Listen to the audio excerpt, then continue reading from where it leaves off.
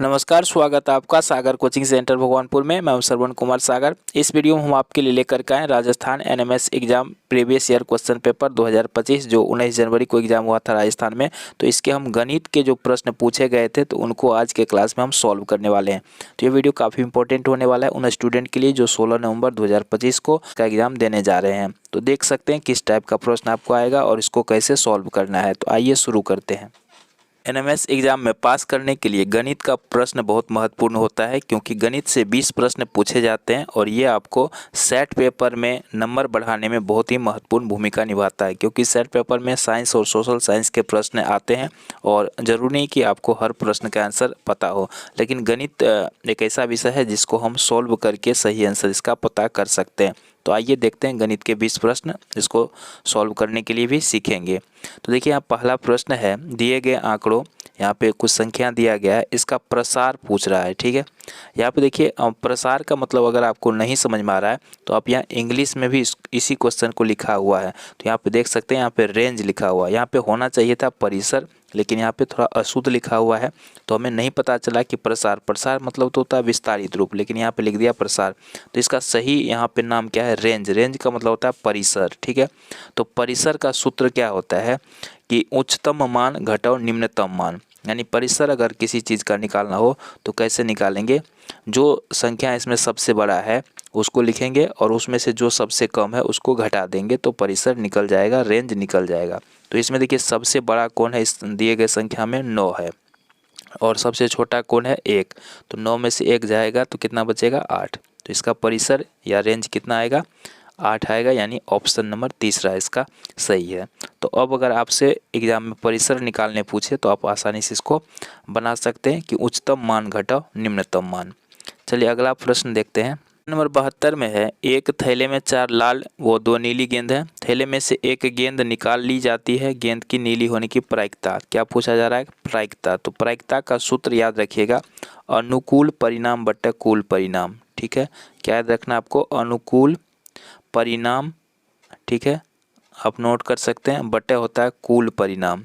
ये प्रायिकता का सूत्र है, इसी से जब ये प्रायिकता पूछे तो इस सूत्र से हम बनाएंगे, अनुकूल परिणाम बट्टे कुल परिणाम। अनुकूल परिणाम का मतलब हुआ कि कितना का पूछा जा रहा है। ठीक है, तो यहाँ पे देखिए क्या पूछा जा रहा है, नीली गेंद की। तो नीली गेंद की संख्या कितनी है 2, तो अनुकूल परिणाम कितना हुआ 2।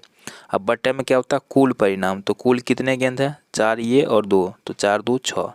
तो इसका प्रायिकता क्या हो गया 2/6। अगर कटेगा तो काट देंगे, नहीं कटेगा तो यही आंसर होगा। तो यहाँ कट रहा है, 2 1 कम 2, 2 3 6, तो कितना आ गया 1/3 इसका सही उत्तर होगा। तो इस प्रकार आप प्रायिकता निकाल सकते हैं, अनुकूल परिणाम बट्टा कुल परिणाम।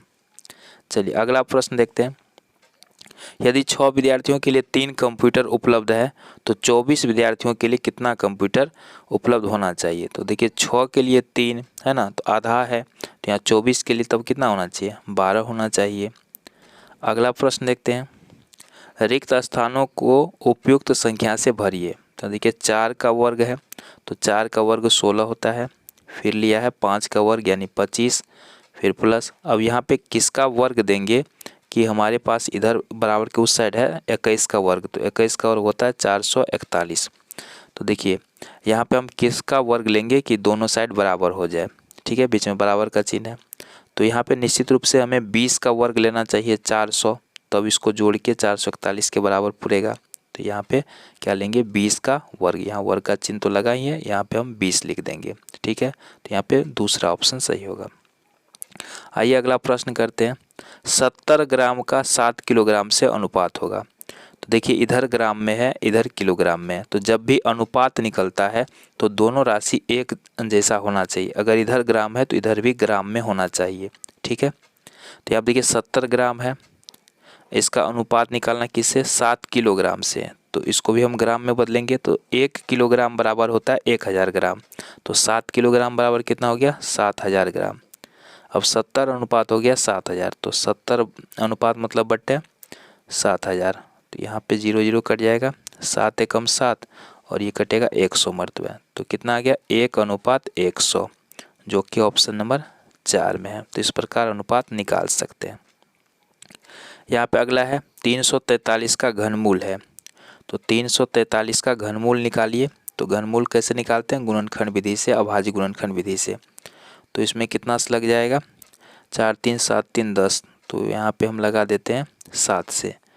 तो 7 चौके हो गया 28, यहाँ बच जाएगा 6, 7 9 63, फिर लग जाएगा 7 से। तो देखिए 7 3 बार आएगा, तो घनमूल में क्या होता है ना, 3 बार में से 1 बार लेते हैं। तो 7 3 बार है तो 1 बार लेंगे, यानी इसका घनमूल 7 होगा। P और Q के गुणनफल का 1/4 है, तो क्या हो जाएगा? P/Q/4, ठीक है। 1/4 का मतलब बट्टे में 4। चलिए अगला प्रश्न देखते हैं। 3x + 11 और इसमें जोड़ना है हमें 7x - 5 को। देखिए यहाँ पे ये दोनों जुड़ जाएगा, दोनों में x है तो जुड़ जाएगा। 7 3 हो गया 10x प्लस 11 में सीधा ये प्लस में माइनस में तो घटेगा, 11 में से 5 गया तो 6 बचेगा। चूँकि बड़ा में प्लस का चिन्ह है तो इसलिए यहाँ पे प्लस का चिन्ह आएगा, तो यहाँ पे पहला ऑप्शन सही है। चलिए अगला प्रश्न है, इसको आप ध्यान से समझिएगा, क्योंकि अगर इस टाइप का प्रश्न आएगा तो इसको आप ट्रिक से बना सकते हैं। तो इसका ट्रिक क्या होता है चलिए बताते हैं। देखिए यहाँ पे कहता है 12,600 रुपये का 2 वर्ष का 10% वार्षिक ब्याज की दर से चक्रवृद्धि ब्याज है। तो चक्रवृद्धि ब्याज निकालने का आपको तरीका एक तो सूत्र के द्वारा बना सकते हैं या ट्रिक से बना सकते हैं। तो यहाँ पे हम ट्रिक से आपको बता रहे हैं। तो 2 वर्ष के लिए पूछा जाए तो इसका ट्रिक होता है 2:1, ठीक है। कैसे इसको यूज करना आगे बताएंगे, पहले समझ लेते हैं। 2 वर्ष के लिए क्या है 2:1। अगर 3 वर्ष रहेगा तो 3:3:1, ठीक है। 3 वर्ष के लिए ये याद रखिएगा, 2 वर्ष के लिए ये। तो अभी हम 2 वर्ष के लिए यहाँ पे सवाल में है तो 2 वर्ष के लिए बनाते हैं। तो करना क्या है, देखिए 2:1 है। तो सबसे पहले जिसका पूछा जा रहा है जितना प्रतिशत दिया है तो उसका उतना प्रतिशत निकाल लेंगे। तो 12,600 का 10% है तो 10% निकाल लेंगे। तो ये 0 0 कट जाएगा। 126 × 10 तो कितना हो जाएगा 1260। जितना होगा उसको 2 के नीचे में लिखेंगे, ठीक है। अब कितना बच गया था 1260। जितना बच जाए उसका फिर से 10% या जितना परसेंट सवाल में दिया है उतना परसेंट निकालना है। तो 10% निकालते हैं तो 0 0 कट जाएगा, ये 0 कट जाएगा। 126 बचेगा तो इसको इसके सामने लिख लेना है, ठीक है। तो इस तरह से लिख लेंगे, यानी जो सवाल में रहेगा जो संख्या जितना रुपया उसका जितना प्रतिशत दिया है दर, तो उसका प्रतिशत निकाल के यहाँ 2 के नीचे लिखना है। फिर जितना होगा फिर उसका 10% निकाल के 1 के सामने लिखना है। 2 वर्ष वाला में इस तरह से। 3 वर्ष वाला रहेगा तो 3:1, उसको 3 बार लिखना पड़ेगा। फिर उसमें तीसरा भी रहता तो 126 का भी निकालते हैं। यहाँ 2 वर्ष के लिए 2 बार हो चुका है। अब इसको सॉल्व कर दीजिए। इसको गुना करना है। 126 को 1 से करेंगे 126, इसको बीच में प्लस करना है। अब 1260 और 2 को भी गुना करना है। तो 1260 × 2 तो ये हो जाएगा आपको 0, 6 × 12 = 2 हासिल 1, 2 × 4 = 5, 2 × 1 = 2। तो ये हो जाएगा 2520 इतना हुआ और प्लस 126, ठीक है। 2520 और प्लस 126 जोड़ के कितना हो जाएगा 4 2 6, ये हो जाएगा 2446। तो यहाँ पे तीसरा ऑप्शन सही होगा। तो इस प्रकार आप चक्रवृद्धि ब्याज निकाल सकते हैं, या इसका जो सूत्र होता है CI बराबर उसका भी आप इस्तेमाल कर सकते हैं, ठीक है। कंपाउंड इंटरेस्ट बराबर, ठीक है, P1 + R/100 पर पावर n - 1, ये वाला फॉर्मूला भी आप यूज कर सकते हैं। लेकिन इसमें काफ़ी समय लगता है, ज़्यादा बड़ा बन जाएगा। चलिए अगला है परिमेय संख्या के लिए गुणात्मक तत्समक है। तो परिमेय संख्या के लिए गुणात्मक तत्समक क्या होता है 1 होता है ना। तो ऑप्शन नंबर 4 सही है। चलिए क्वेश्चन नंबर 81 में यहाँ समीकरण है, इसमें x का मान ज्ञात करना है। तो यहाँ पे हो जाएगा 3x = 17 इधर पहले से 5 यहाँ प्लस में तो ये माइनस में जाएगा। तो 3x बराबर हो गया 12, 5 17 12, तो x बराबर कितना हो जाएगा 4, ठीक है। तो यहाँ पे दूसरा ऑप्शन सही होगा। एक समबाहुभुज की भुजाओं की संख्या ज्ञात कीजिए जिसके प्रत्येक बाह्य कोण की माप 45 डिग्री है। तो समबाहुभुज के भुजाओं का प्रत्येक समभुज के संपूर्ण बाह्य कोण का योग होता है पूरे का 360। अब एगो का 45 है तो क्या भुजा होगा, तो 45 से भाग दे दीजिए 360 में, 45 8 है 360, तो 8 भुजा होगा, ठीक है। ऑप्शन नंबर तीसरा सही है। फिर से यहाँ समीकरण इसको सॉल्व कीजिए। यहाँ पे हो गया 3 दूनी 6x, यहाँ 4 दूनी 8, इधर हो गया आपको 3x और प्लस 3 तिया 9, ये हो जाएगा 6x। ये 3x को इस साइड लाइए तो माइनस में आएगा, इधर 9 पहले से 8 इधर प्लस में, इसको लाते हैं माइनस में आएगा, तो 3x बराबर हो गया 1। तो x बराबर क्या हो जाएगा 1/3, जो कि ऑप्शन नंबर 4 में।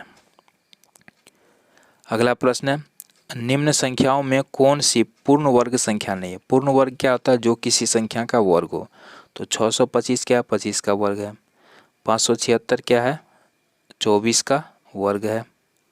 और 144 12 का वर्ग है। लेकिन 444 किसी का वर्ग नहीं है, तो इसका आंसर क्या होगा, ऑप्शन नंबर 2।